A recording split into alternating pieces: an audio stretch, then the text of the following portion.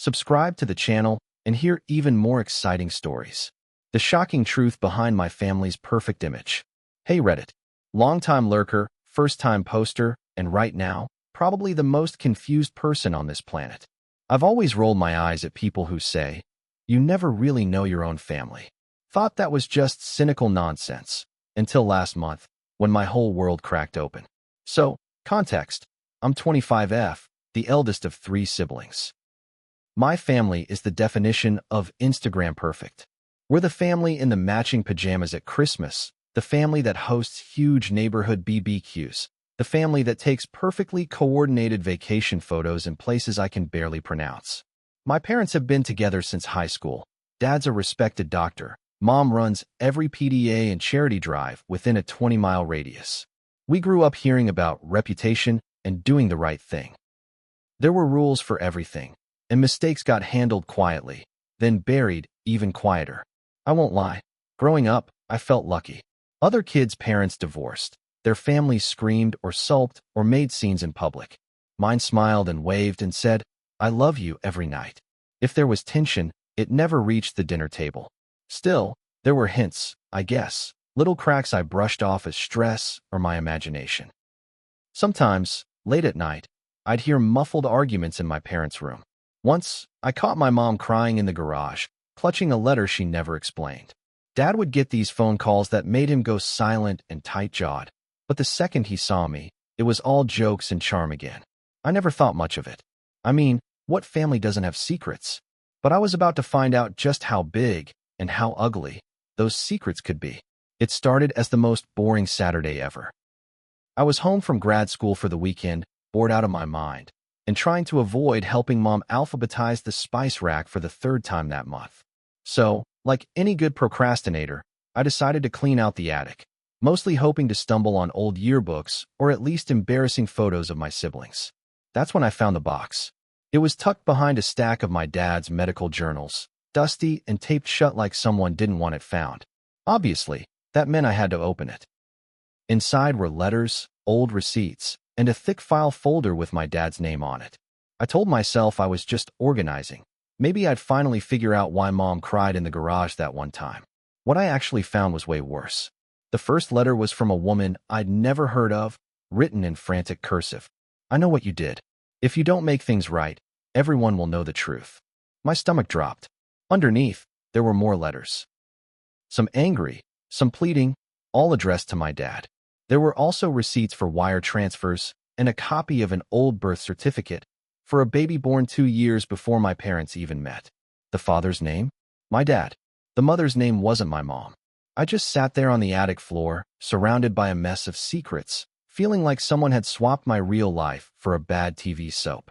I wanted to believe it was a mistake, that I was reading it wrong, that there was a logical explanation. But deep down, I knew. The perfect family I'd worshipped my whole life was nothing but smoke and mirrors. My heart hammered as I stuffed everything back in the box and shoved it under my bed. I could barely look at my parents that night, flinching at every smile and, "How was your day?" Suddenly, I wasn't sure I knew these people at all, and I was terrified to find out who they really were. That night, I barely slept. Every time I closed my eyes, I saw that woman's handwriting. Her anger, her threats, the absolute panic behind her words. My brain spun out. Was Dad blackmailed? Was he actually someone else's father? How had none of us ever noticed something this massive? By morning, I'd almost convinced myself it was all some old misunderstanding. Maybe Dad donated to charity and used a fake name. Maybe the woman was delusional. Or maybe, my least favorite theory, it was all real and my family's reputation was built on lies. I kept replaying old memories, looking for clues. Was that why Dad hated talking about the past? Why Mom always overcompensated at holidays, as if making up for something? I tried to act normal at breakfast, but I'm a terrible liar. I could barely choke down my toast. Dad was reading the paper like nothing had happened, and Mom was in one of her, "Let's make pancakes and never discuss our feelings" moods. I kept glancing at them, wondering if they could tell I knew something. If they noticed, they didn't show it. By noon, I was desperate for answers, but too scared to ask. I called my younger brother, Ben, usually the family clown, oblivious to drama. I tried to sound casual. "Hey, Ever notice anything weird about mom and dad? He laughed it off. Dude, they're just control freaks. It's their hobby. I almost snapped, but instead changed the subject. I couldn't drag him into my paranoia. Not yet. All day, I oscillated between anger. How could they lie to us? And guilt. How could I snoop? But mostly I just felt lost. I didn't want to ruin our family, but I couldn't go back to pretending either. For the first time, I realized the truth was out, and there was no stuffing it back in the box. By Sunday, my anxiety had mutated into stubborn curiosity. I spent the morning obsessing over the attic box, replaying every line from the letters in my head.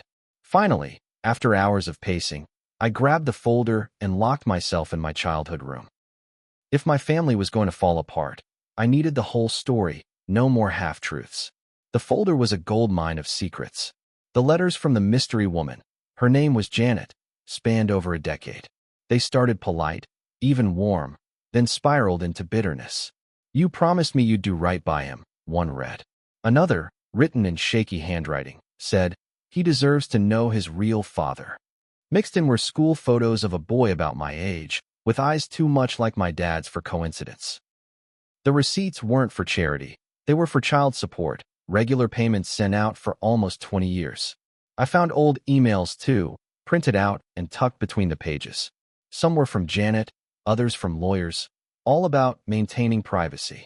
There were legal threats, desperate pleas, and, tucked in the back, a faded photo of my dad and Janet, together, younger, arm in arm.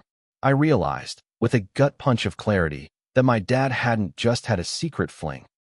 He'd had a whole other life. A son. My half-brother.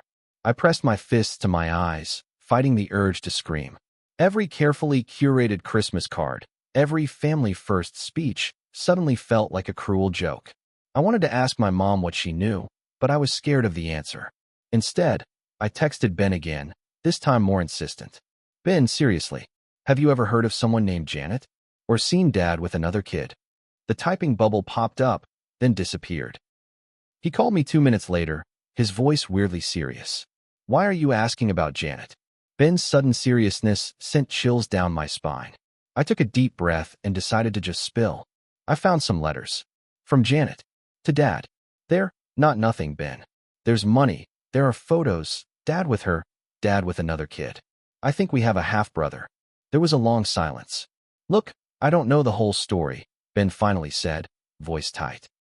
But a couple years ago, I came home early from a party and saw Dad on the porch with some woman. They were arguing. She was crying. Dad paid her, then told me she was an old friend in trouble. But I always thought it was weird, and he made me promise not to say anything. It felt like the floor dropped out beneath me. Why didn't you ever bring it up? Ben sighed. I figured everyone has secrets, you know? But this is bigger. We agreed to talk in person, which was just as well, since I was shaking too hard to type. That night, while Mom and Dad were at a charity event. Oh, the irony. Ben came over. I showed him the box. We read through the letters together, growing more horrified with each page. Ben's anger bubbled over quickly. So all those years Dad lectured us about honesty, about family first. He was sending money to another kid? And Mom, she must know, right? I didn't have an answer, but my gut said yes.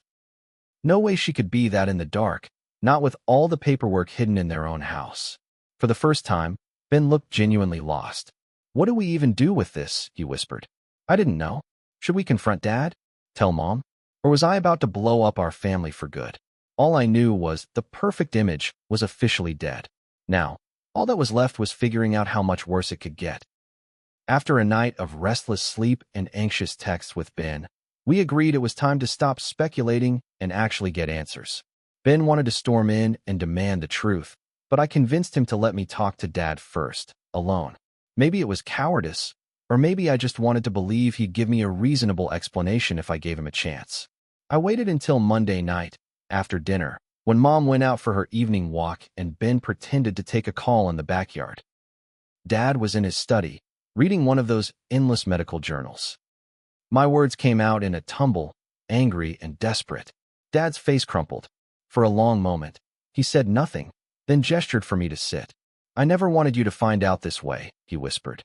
Yes, it's true. Before I met your mother, Janet and I were together. She got pregnant. I wasn't there for them.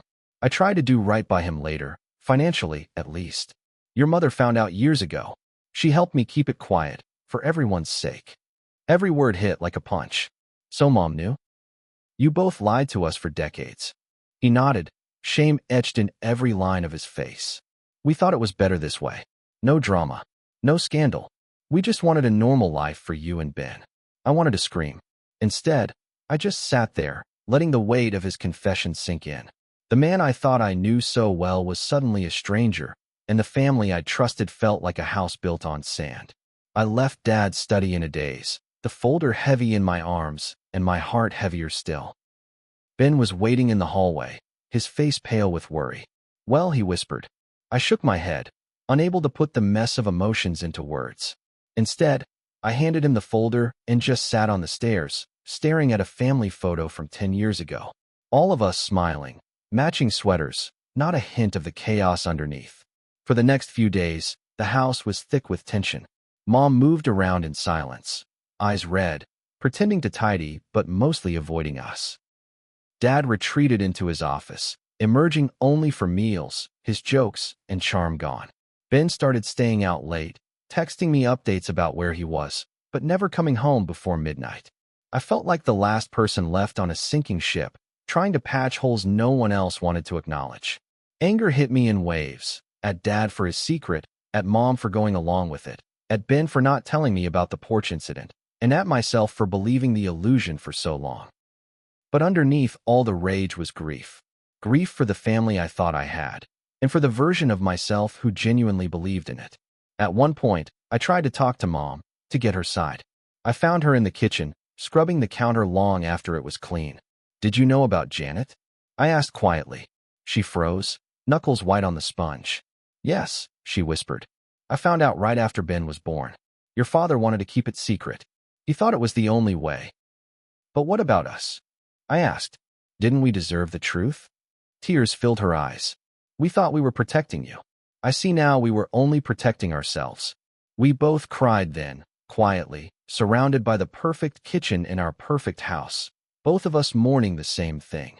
The myth of our perfect family, shattered and irreparable. In the weeks that followed, our family limped along, polite but fragile, like glassware one careless bump away from shattering.